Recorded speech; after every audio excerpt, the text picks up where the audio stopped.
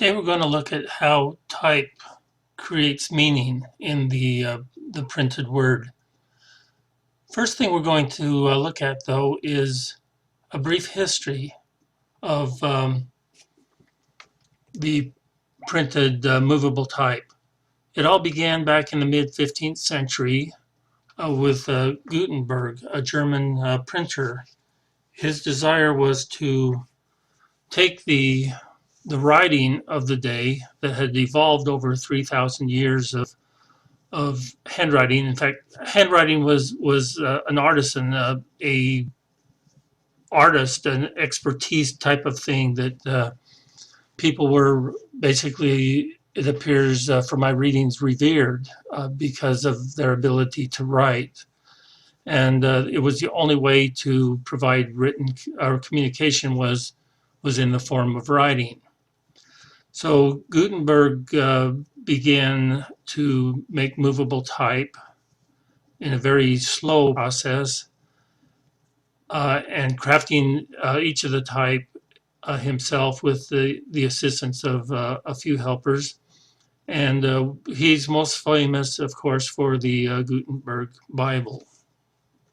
Now, as the industry moved out of Germany or from Germany to other places, it began to take on other influences.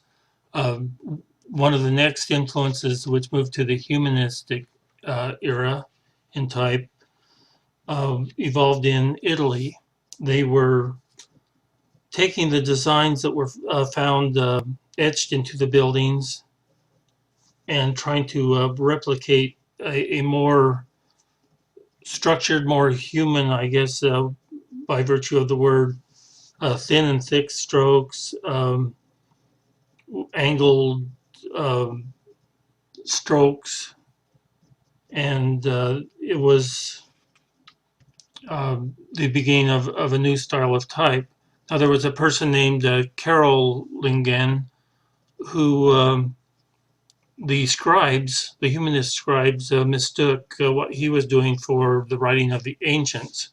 And then they realized their error, and it developed a new style of type.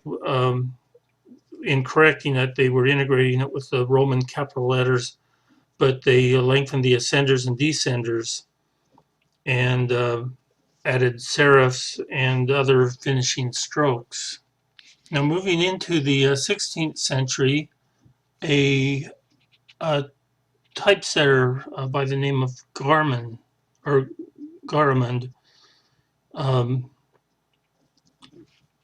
he was in France, and he extended the French style of using the Roman types of characters to a new degree. It was a little more cleaner, a little more um,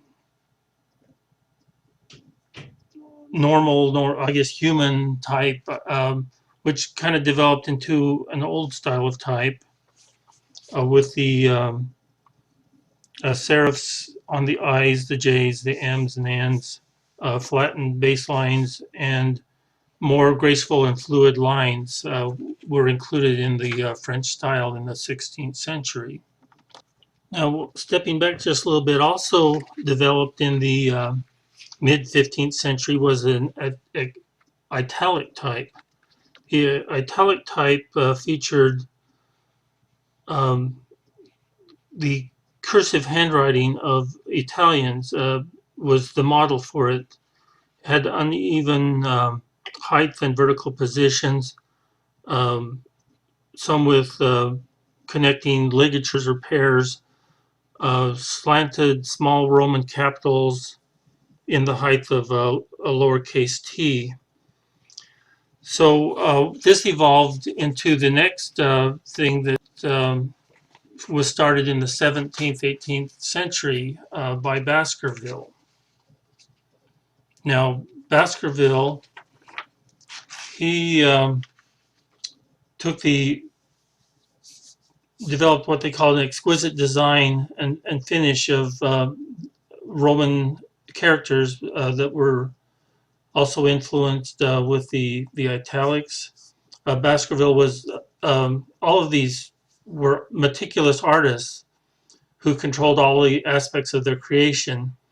And again, they were carving these punches and with themselves and with the help of others, developing a very precise uh, type, a very laborious way of printing, but they all put their own special stamp onto it. And through this, we have some of the traditional types that we actually still use today, or variations thereof. Um, and then that moved us into the modern era with data. This was also referred to as well, modern Roman.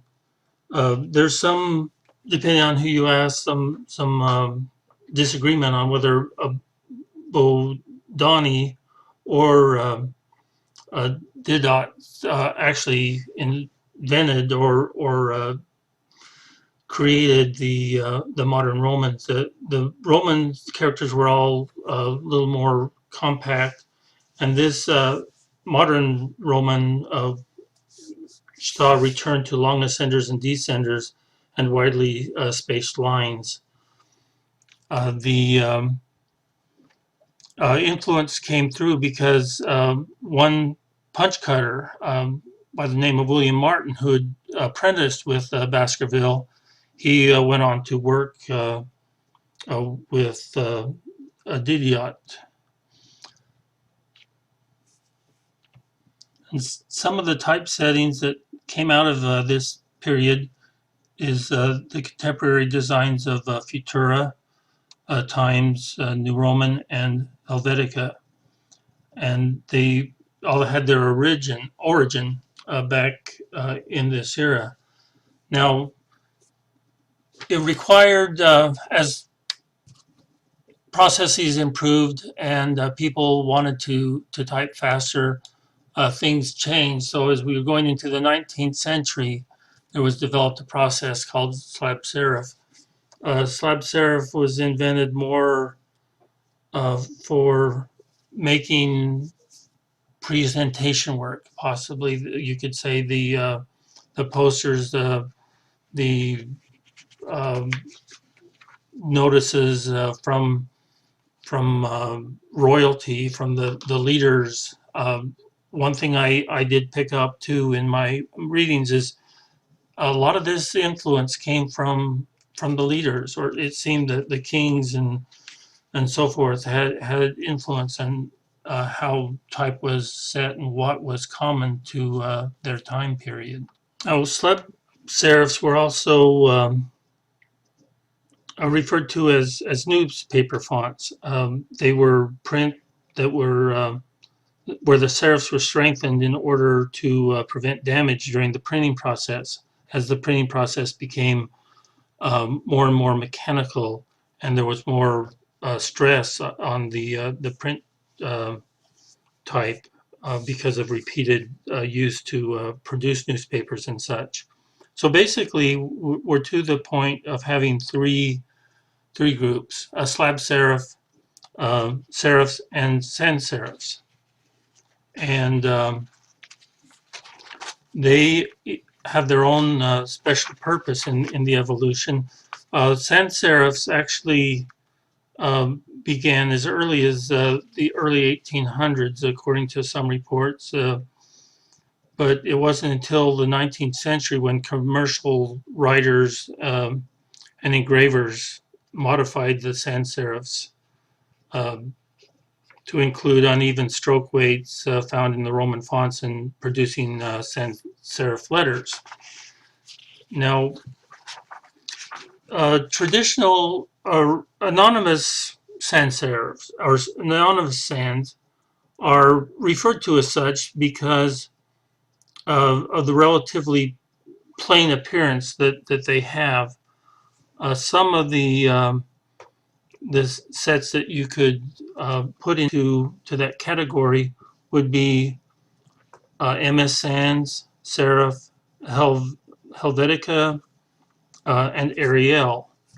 The Humanist Sans um, include such typefaces as Trebuchet, Tohoma, uh, Ver, Ver, uh, Verdana, and Optima.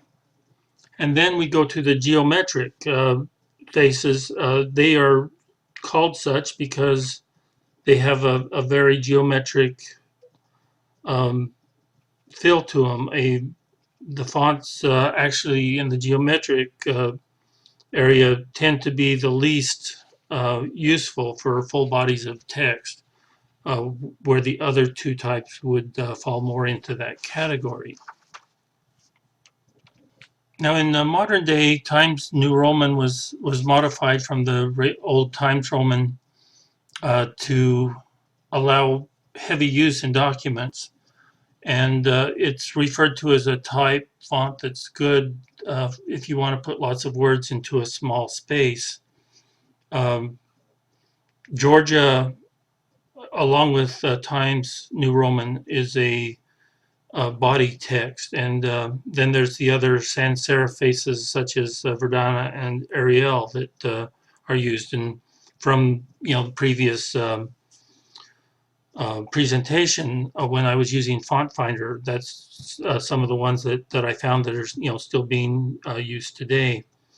Now it comes back again to what is the appropriate type. Well, it depends strictly upon the situation that that you're using the typeface for.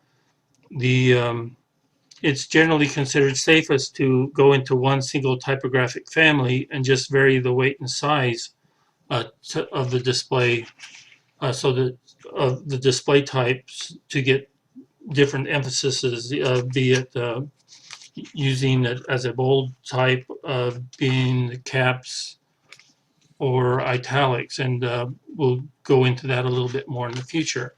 Now we want to look at meaning. Now, type can create meaning. I want to show you this slide here. Two different styles of typeface. One thin, and you can see thin, the other being fat. Now, if you were to reverse these, you would, the words, if this typeface here was in the thin, the words would not coincide with the words themselves. So it's not only a visual image, and I thought about this as you go into logos and so forth. Just seeing one word like the F for Facebook, everybody knows what that means. Okay, now next thing, serifs influence meaning. Um, the use of serifs refer to maybe an older style type where the non-serifs are considered more modern types. So that also deals with how you're setting up your article and so forth. As you can see here, by using caps and lowercase, caps and italics, it gives a different feeling to all the different words. So just these different font styles can influence the value and the meaning of the word. Some are a much stronger face, some are a much softer face, especially when you bring it down using how opaque you make the type.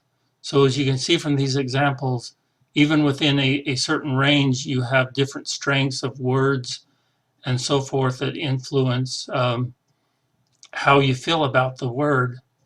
So all of this goes into creating the meaning of the type, and just how you use it will influence your website design, because your type will tell more than what maybe the actual words will say.